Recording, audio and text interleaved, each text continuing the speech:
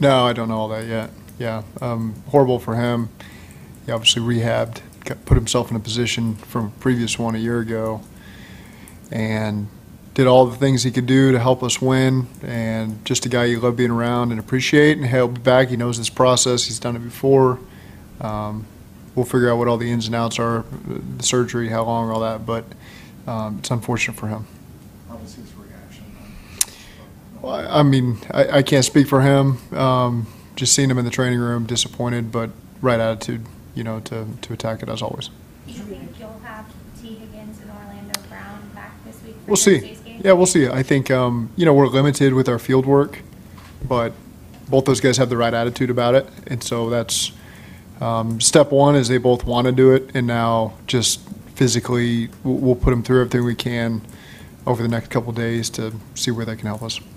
BJ Hill going to be? Better than expected. So again, we'll let time pass on that one, but I'd say better than I would have thought coming out of yesterday. What do you need to see from T and Orlando through the week to feel good about? Just dealing with trainers, and kind of getting the feedback from the players and the trainers, and just making sure we're not putting them in a bad spot by putting them out there. So again, those are two guys who have been through a lot of seasons and know how to communicate it, and so there's that level of trust there that we're going to get the right information we need to make the best decision for them. What happened to Zac Taylor? He's got a neck issue that we're working through. How did that divide? No, hopefully more information this week. Something that occurred at practice on Friday? Well, that's the first it really came to our attention was Thursday night, Friday morning. But again, I think that's the best I can say right now. And then you said Chase Brown dinged up a rib. Is he fine? He just really took a bruise. So he took a rib shot that you were unsure on. It ended up being a bad bruise. Played through it. Did a great job coming out of it. I'm sure there was some soreness there today, but with all the carries and all the plays he got, but that was it. Is the expectation that Jermaine will practice this week and Yeah. play on Thursday? Yeah, that's where we're going to push him towards. Charlie Jones. We'll see about Charlie. He did it, I think, Thursday during practice, the groin. So we'll be cautious with him as well. You don't want to overdo that one. So, again, that's one of the situations on a short week like this. You deal with the trainers, you deal with the player, and we'll see where he gets to over the next 48 hours. Given the way you've transformed the offense and really built the run game around Eric, how big of a hit is it for you and the team to lose him? Well, it's unfortunate anytime you lose a player who's doing so well that you're counting on. We've got a really smart, good tight end room that can fill those roles. And, again, we'll always adapt and find the right ways to keep the offense moving forward. Obviously, I think people see the role he's playing for us and had a lot of responsibilities in our system. And so it hurts, but this is part of this league. A lot of teams are losing key players, and that's just the moment we're in right now. And fortunate that we got a big group in that tight end room. And so those guys are going to step up and fill that role for us. When y'all were in the draft process with him, did y'all get any sense that there was given when it happened and kind of how early he came back, that this was a risk that he could be into the same injury? Honestly, I can't get into all the medical part of it.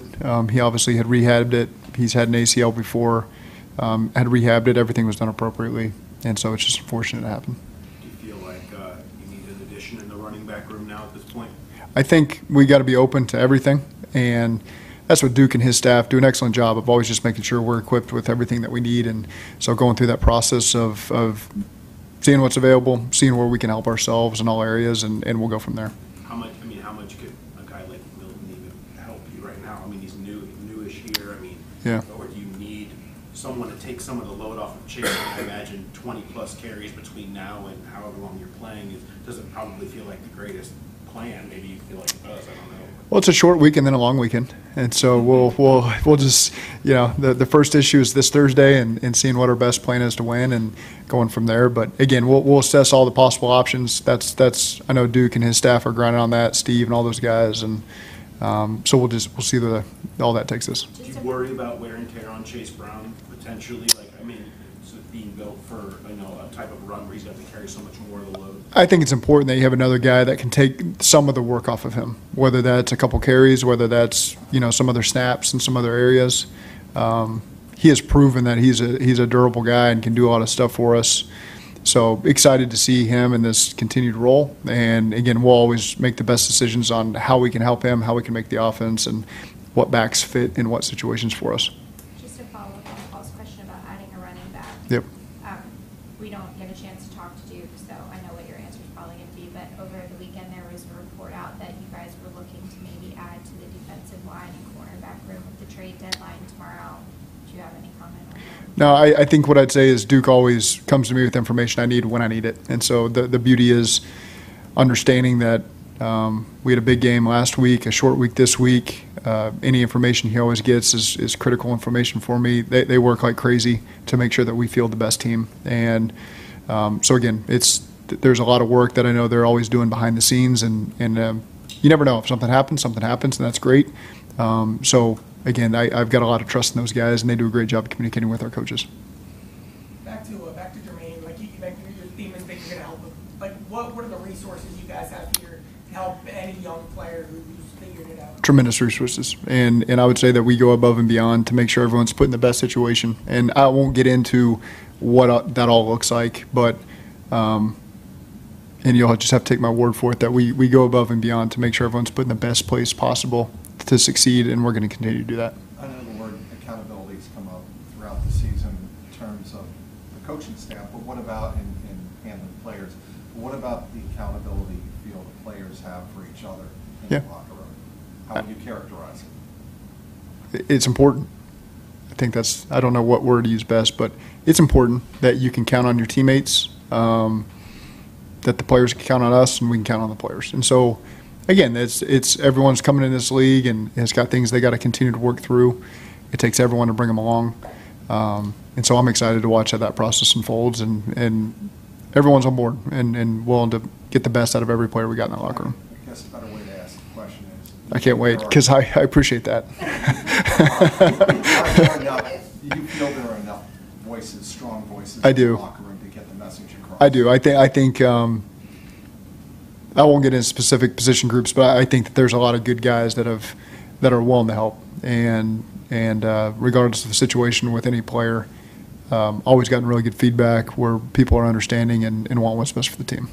As a head coach, how have you kind of learned to discern when you get to the root of any kind of issue with a player over time? I mean, really at the heart of it, what's the hardest part, or in trying to discern exactly what the issue is with anybody? Everything's different. It's no two people are the same. It's always unique situations that you try to assess as best you can, and I won't list them all, but everyone's unique, and you got to handle them all differently and find the best way to solve the problem. What did you take, going back to the Baltimore tape the first game, week 5, that you think gave you the most signs of hope that coming into this week's game? I think we always have great hope. I think this team believes that whoever walks on the field against us, we have a tremendous opportunity to find a way to win. These divisional games, again, it's always stated when you play these games, we know them well, they know us well. It was a great game. The last time we played them, we came up short, and excited for the opportunity to get another crack at them in third place. Whether, obviously blitzed Lamar last time, but when you just look at how well he's playing, how important is it to create pressure, and what does pressure do in particular in a matchup like this? Yeah, he's playing as good as anybody in this league right now. Well, they scored 7 straight possessions yesterday, and so they're doing a lot of really good things. He's playing with a lot of confidence. There's a lot of things that are double-edged sword when you're attacking him, whether you're pressuring, and he makes the extra guy miss, and now you got a whole world of problems because he's as unique as it gets in terms of his athletic skill set, but his ability to beat you with his arm creates a real challenge. And so, again, we've seen him multiple times, so our guys know what they're dealing with, and you got to find ways to get stops, take the ball off of those guys, create an extra possession for yourself. But again, he poses a real significant challenge because of the type of player he is. It's kind of a two-part question, but were you in the room last year when Joe found out the diagnosis of his wrist injury? I was in several rooms at several times, so. Do you just remember your initial reaction? I know you're very even-keeled. Yeah. You don't ride the emotional roller coaster, Yeah. but do you remember your initial reaction? Yeah, I just remember being one-on-one with him, in the locker room after the game, and it's a tough situation when you lose a player, especially of that significance at such a key position. But my job is to keep everything moving forward, and there's nothing you can do to change the circumstances. I'm very human. I feel the gut punch in the moment, but you've got a couple seconds to comprehend what's happening, and then you move on. And that's the way that this business is in this league, and everyone's got to deal with it. You don't have a single second to feel sorry for yourself or the circumstance you're in. It's your job to turn to Jake Browning and say, lead us, and you've prepared, you're ready for this moment. And that happens at a lot of different positions, and that's just part of the nature of the NFL. What did you think when the league put you back there almost a year to the day on Thursday night? Truthfully, I didn't put much thought into it. It feels like we've been there on a lot of Thursday nights. It's great. Put us in prime time. That means something to us. We need to play well, on the road in prime time. And so I think this team wants to be in the spotlight. We embrace that, and we need to put our best performance going forward on Thursday. Ravens have had good running backs around Lamar, but the guy they have back there now is really one-of-one. How has he made that offense, and with Lamar, even more dangerous? I mean, he's an incredibly physical runner. He's obviously got the top-end speed to finish runs, as he's proven time and time again this year, even in whatever year he's in his career, which I think is really impressive. Once he gets that second level and gets a full head of steam, he's a real problem, and guys have been injured just tackling him, just normal tackles. He's not doing anything wrong. He's just a big body, and it's a lot of punch when you have to wrap up and tackle him. So obviously he's had as good a career as anybody, and still playing at an extremely high level. He's had problems sometimes ball security-wise. He's only got 2 interceptions, 20 touchdowns, 2 interceptions. It seems like his ball security is at a high level. He does an excellent job. He's able to get out of tough situations in the pocket to create better throwing opportunities for himself, to where he doesn't have to force balls, and it's impressive. What does it say about Joe that he's so locked in and was so maybe looking to get better, and kind of his mentality after a win like he had, and performance like he had yesterday?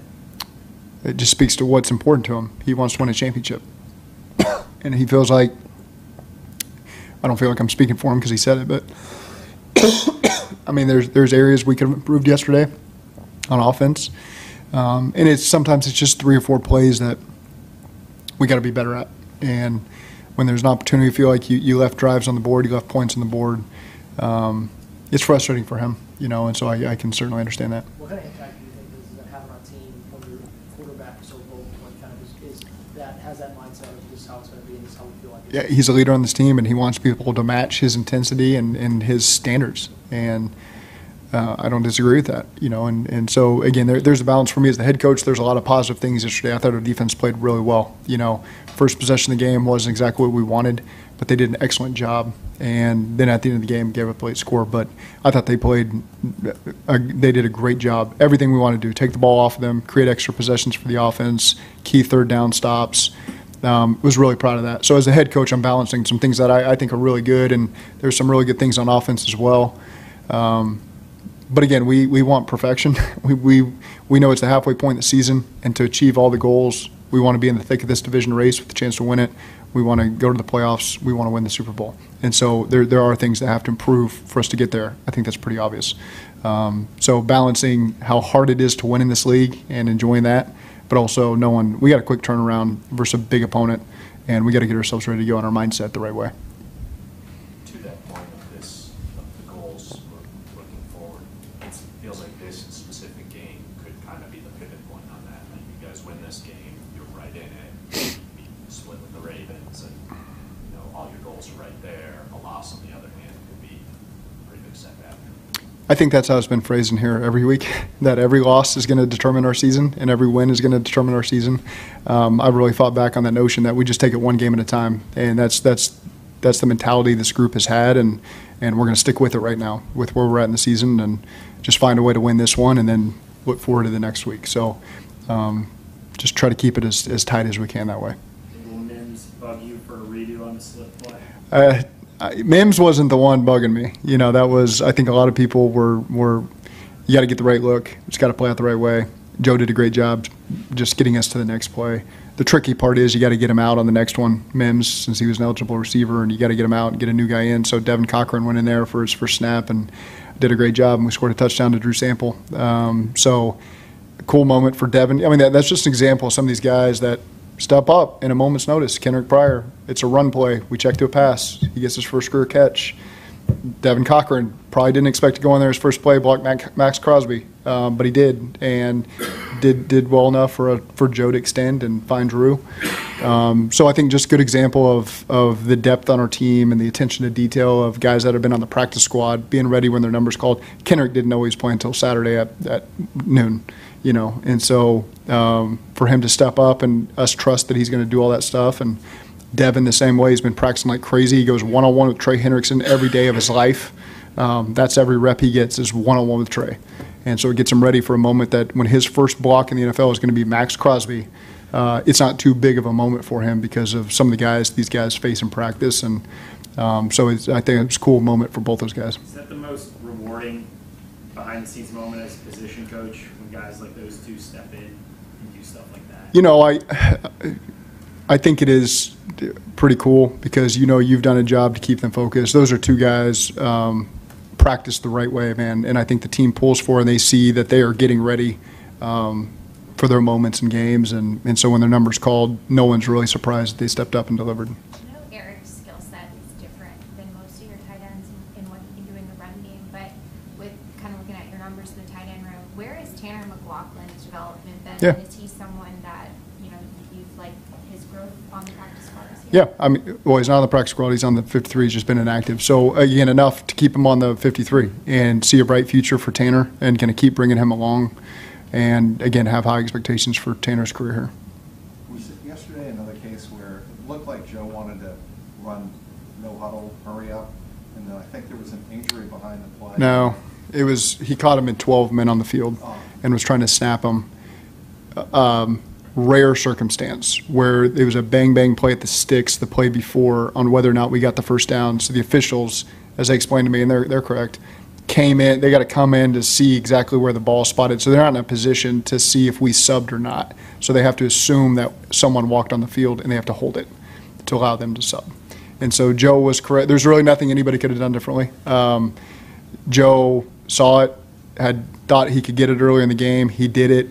It's just he can't really balance with where the ball just got on a new 1st and 10 and what the officials' jobs are, and so we just move on from there. But it's tough because that's the possession we had to kick field goal on. So it's unfortunate because that play was 0 yards, and then we're 2nd and 10, and then we get kick field goal. So there's nothing really you could do differently. I like Joe's approach that he's trying to do that and be aggressive with subs because you can get a free play out of it, and I think we're one of the better teams in the league in terms of getting free plays with cadence and stuff like that. So we got to keep that up. What are your options right now with Chase getting as many carries as he got yesterday to kind of take the workload off him? I mean, what do you feel like going with what's currently on the roster to be able to kind of lead? I think the important thing is short week, Thursday game, do everything we can just to find the best plan possible, and then you go from there. You get a chance to readjust from there, but we'll just assess our options right now for Thursday night and get ready to go. You moving forward expecting Jermaine to go. I know you experimented with in the preseason. Would he be in the mix at kick returner if Charlie can't go? I think all options are on the table at kick returner. Yep. As a play caller, what is a guy like Henderson? How do you attack a guy like that as a play caller? I mean, what is he? I mean, when he runs right through people, it's hard to do that. And so, again, he knows how people are going to plan around him. So I think that's what the great ones do. They plan for the fact that they're going to get licked by tight end, they're going to get chipped by backs, they're going to get slid to in the protection. So you're going to get screened. And so he's aware of all that and is able to take all that in and still rush at a high level and also be ready on what counter moves he's got versus all that stuff. And so, again, you see that from the ones that get all that attention. They do a great job counteracting all that, and Trey is excellent at understanding how people are going to attack him, and he still has to win, and he still does it. Dave Lapham here, and every day I am grateful for my experience to have played professional football. As a player, I realize self-motivation, leadership, and appreciating your teammates are key. At First Star Logistics, you can use those same attributes to create the life you want for you and your family. Build your future by working hard like I did. You'll see results both on and off the field. Call First Star Logistics today and be part of our winning team. Opportunity knocking.